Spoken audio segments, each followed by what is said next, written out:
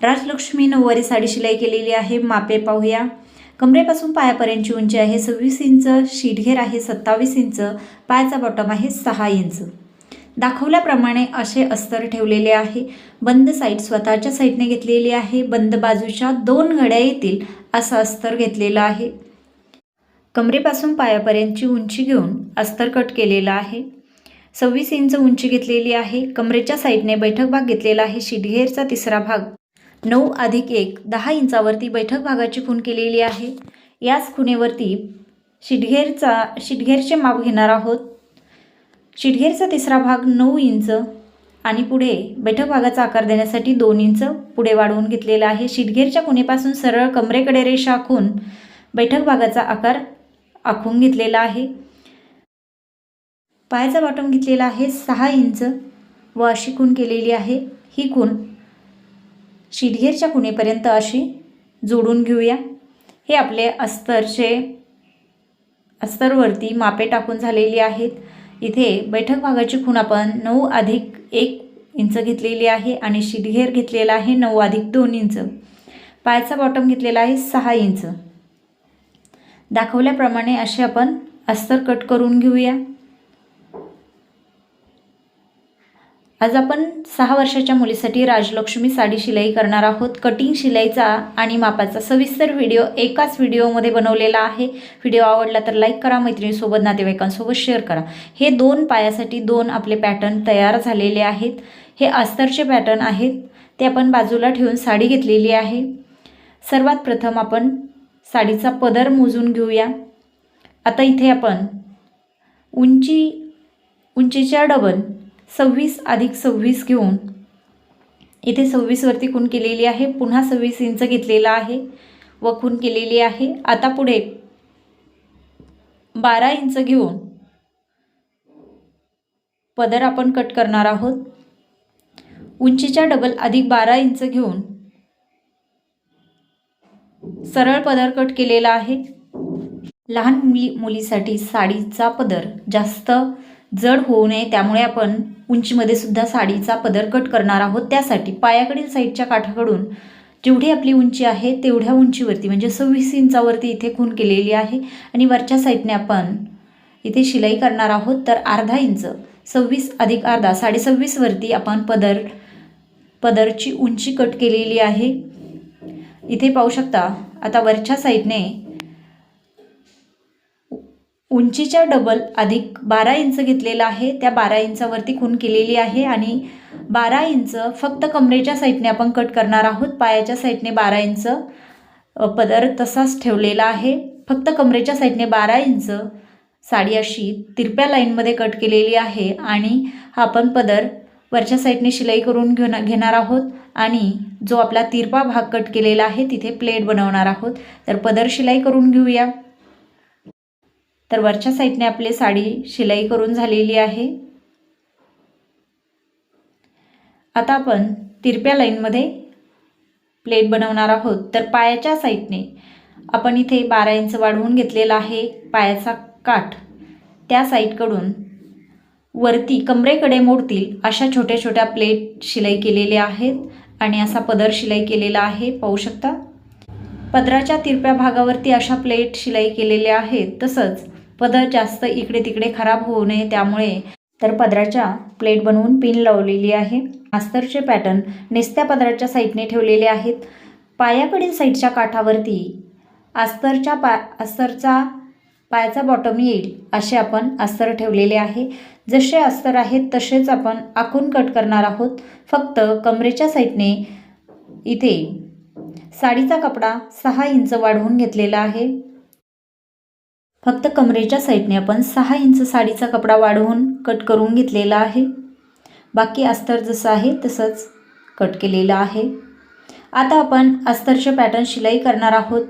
सर्वात प्रथम पायाचा बॉटम शिलाई करणार आहोत। तर साडीच्या काठाच्या आतल्या साईडने आपण अस्तर घेतलेला आहे। अर्धा इंच अस्तरचा कपडा आतल्या साईडने दुमडून पायाचा बॉटम असा शिलाई केलेला आहे। पाहू शकता। दोन्ही पायाचे बॉटम अशी शिलाई करून झालेले आहेत। तर शिलाई केलेले बॉटम असे दिसत आहेत। पाहू शकता। आता आपण जो साडीचा कपडा 6 इंच अस्तरपेक्षा वरती वाढवून घेतलेला आहे तो आपण असा शिलाई करणार आहोत। बैठक भागावरती 3 ते 4 प्लेट घेऊन हा आपण कपडा शिलाई करणार आहोत। तर इथे पाहू शकता कमरेच्या साईडने जो कपडा शिल्लक आपण घेतलेला आहे 6 इंच त्या कपड्याच्या अशा प्लेट बनवलेल्या आहेत। बैठक भागाच्या आकारावरती प्लेट बनवून असा बैठक भाग शिलाई केलेला आहे आणि बैठक भागाच्या खाली अस्तरचा कपडा आणि साडीचा कपडा एकसारखा पकडून पायाच्या बॉटमपर्यंत शिलाई केलेला आहे। आता आपण याच पॅटर्नच्या दुसऱ्या साईडने शिलाई करताना पायाच्या बॉटमकडून वरती शिलाई केलेली आहे। अस्तर व साडीचा कपडा बैठक भागाच्या पर्यंत सारखा घेऊन शिलाई केलेला आहे। त्यानंतर जशा आपण दुसऱ्या साईडने बैठक भागाच्या आकारावरती प्लेट बनवलेले आहेत तशाच आपल्याला 4 प्लेट बनवायच्या आहेत। जेवढ्या प्लेट आपल्या दुसऱ्या साईडने बनवलेल्या आहेत 3 किंवा 4 जेवढ्या येतील तेवढ्या। तर इथे मी 4 प्लेट बनवलेले आहेत। त्याच दुसऱ्या साईडने सुद्धा 4 प्लेट बनवून इथे कमरेच्या साईडने सुद्धा साडी व अस्तरचा कपडा एकसारखा पकडून शिलाई केलेला आहे। याच पद्धतीने दुसरा आपला अस्तरचा पॅटर्न सुद्धा याच पद्धतीने शिलाई करून घेतलेला आहे। शिलाई केलेले पॅटर्न असे दिसत आहेत। आता आपण मागचा काष्टा कट करणार आहोत। कमरेच्या म्हणजे काठाच्या साईडने आपण बसलेलो आहोत तर उजव्या हाताच्या साईडने हा कमरेकडील साईडचा भाग आहे। काठाकडून उंची घेतलेली आहे कमरेपासून पायापर्यंतची 26 अधिक 4 इंच उंची घेऊन इथे डाव्या हाताच्या साईडने पायाकडील साईडचा भाग कट केलेला आहे। आता इथे 4 इंच कॉर्नरवरती खूण करून गोल राऊंड आखून कट केलेला आहे। हा आपला पायाकडील साईडचा भाग आहे। तसंच कमरेकडील साईडकडून अस्तरचा पॅटर्न घेऊन इथे बैठक भाग आखून कट करून घेऊया। अशा पद्धतीने आपला काष्टा तयार झालेला आहे।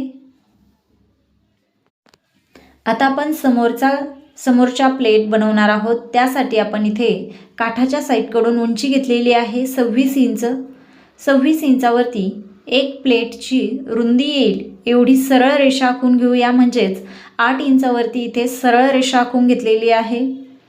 आता 8 इंचाच्या खुणेपासून टेपच्या किंवा पट्टीच्या साहाय्याने किंवा दोरीच्या साहाय्याने अशी तिरपी लाईन आखून घ्यायची आहे। एका साईडने उंची आणि दुसऱ्या साईडने 4 इंचावरती काठाच्या एका साईडने आपण उंची घेतलेली आहे आणि काठाच्या दुसऱ्या साईडने जेवढी आपल्याला प्लेटसाठी साडी वापरायची आहे त्याच्या दुसऱ्या साईडने काठाच्या दुसऱ्या साईडने 4 इंचावरती खूण केलेली आहे। अशी तिरपी लाईन आखून घेतलेली आहे पाहू शकता। या तिरप्या लाईनवरती आपण साडी कट करणार आहोत। तर इथे उंची घेतलेली आहे इथे आणि सरळ 8 इंच आपण साडी सरळ कट केलेली आहे। तिथपासून तिरपी लाईन कट करत काठाच्या दुसऱ्या साईडकडे आपण तिरपी लाईन अशी घेतलेली आहे पाहू शकता आणि काठाच्या दुसऱ्या टोकाला 4 इंच उंचीवरती आपण साडी कट केलेली आहे। आता आपण समोरच्या प्लेट बनवायला सुरुवात करूया। समोर इथे 8 इंच आपण सरळ साडी घेतलेली आहे। तेवढी साडी समोर सोडून त्याच्या पुढे 8 इंचाच्या पुढे आपण प्लेट बनवायला सुरुवात केलेली आहे वरच्या साईडने आणि खालच्या साईडने पाहू शकता इथे काठाच्या कॉर्नरवरती आपण प्लेट घेतलेली आहे। अगदी काठाच्या कॉर्नरवरती पहिली प्लेट आपण झिगझॅग प्लेट घेतलेली आहे। प्लेट अशी तिरप्या लाईनमध्ये अगदी एकसारखी रुंदीची बनवलेली आहे। पहिली प्लेट बनवल्यानंतर तिथे आपण पिन लावून घेऊया। दुसरी प्लेट बनवताना दोन्ही प्लेटच्या मध्ये अर्धा इंच अंतर ठेवलेलं आहे। तर दोन्ही प्लेटच्या मध्ये अंतर ठेवलेलं आहे अर्धा इंच। तेवढीच आपण प्लेट बाहेर सोडलेली आहे। पहिल्या प्लेटपेक्षा दुसरी प्लेट अर्धा इंच बाहेर आहे। पुन्हा आता आपण तिसरी प्लेट घेताना दोन्ही प्लेटमध्ये अर्धा इंच अंतर ठेवलेलं आहे। जेवढं आपण अंतर ठेवलेलं आहे तेवढी प्लेट बाहेरच्या साईडने वाढवलेली आहे। म्हणजे प्लेटची जी रुंदी आहे ती एकसारखी आलेली आहे। प्रत्येक प्लेटची रुंदी एकसारखी घेतलेली आहे। समोरच्या साईडने दोन्ही प्लेटमध्ये अर्धा इंच अंतर सोडलेलं आहे। तेवढीच आपण प्लेट बाहेरच्या साईडने सोडलेली आहे वाढवलेली आहे। अशा पद्धतीने समोरचा घेरच्या प्लेट बनवलेल्या आहेत। आता आपण उंची मोजून समोरचा घेर असा सरळ कट केलेला आहे। समोरच्या घेरवरती सुद्धा आपण बैठक भाग आखून कट केलेला आहे। तर समोरचा घेर असा तयार झालेला आहे। आता आपले चारही पॅटर्न कट झालेले आहेत, साडीचे पॅटर्न कट केलेले आहेत। आता आपण सोप्या पद्धतीने साडी शिलाई करणार आहोत। त्यासाठी आपण अस्तरचा एक पॅटर्न घेतलेला आहे। कमरेच्या साईडने जर मी बसलेली आहे तर माझ्या उजव्या हाताच्या साईडने जो बैठक भाग आहे त्यावरती आपण पदर शिलाई करणार आहोत। तर दाखवल्याप्रमाणे असा पदर आपण शिलाईसाठी घेतलेला आहे। फक्त पदराचा काठ बैठक भागाच्या खाली येईल असा आपण पदर शिलाई केलेला आहे। बाकी प्लेट बैठक भागावरती अशा शिलाई केलेल्या आहेत। पदर शिलाई झालेला आहे व दुसऱ्या साईडने याच पॅटर्नच्या दुसऱ्या साईडने समोरचा घेर शिलाई करणार आहोत।